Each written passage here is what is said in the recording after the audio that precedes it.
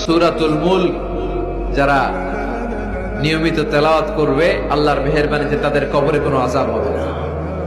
পড়তে রাজি আছেন? কথা কয় না। পড়তে রাজি আছেন সবাই?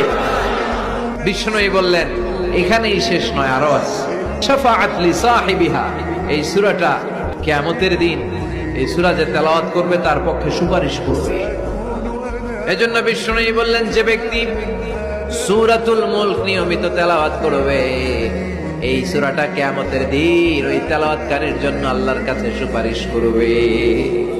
এখানেই শেষ নয়, বিষ্ণুই বললেন খাসামাত আন সাহিবিহা, এই সূরা যে তেলাওয়াত করবে তার পক্ষে আল্লাহর সাথে এই সূরাটা দাঁড়িয়ে তার পক্ষ নিয়ে আল্লাহর সাথে তর্ক করবে, ঝগড়া করবে। আল্লাহ তুমি ওরে জান্নাত দিবা না কেন, ওরে মাফ করবা না কেন? তুমি না গফুর, তুমি না গফফার, তুমি না রহিম, তুমি না রহমান, তুমি মাফ করে দাও।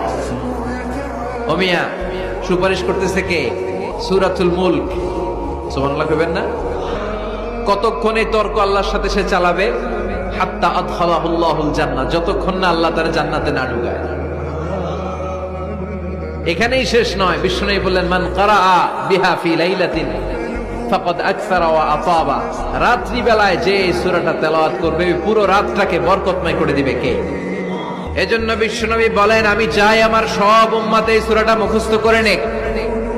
আমার চাই আমার ছোট বড় আবাল বৃদ্ধ বনিতা সব উম্মতের হৃদয়ের মধ্যে এই সূরাটা গাঁথা থাকে, মুখস্থ থাকে, হিফজ করা থাকে। আমরা বিশ্বনবীর উম্মত না? কথা কর।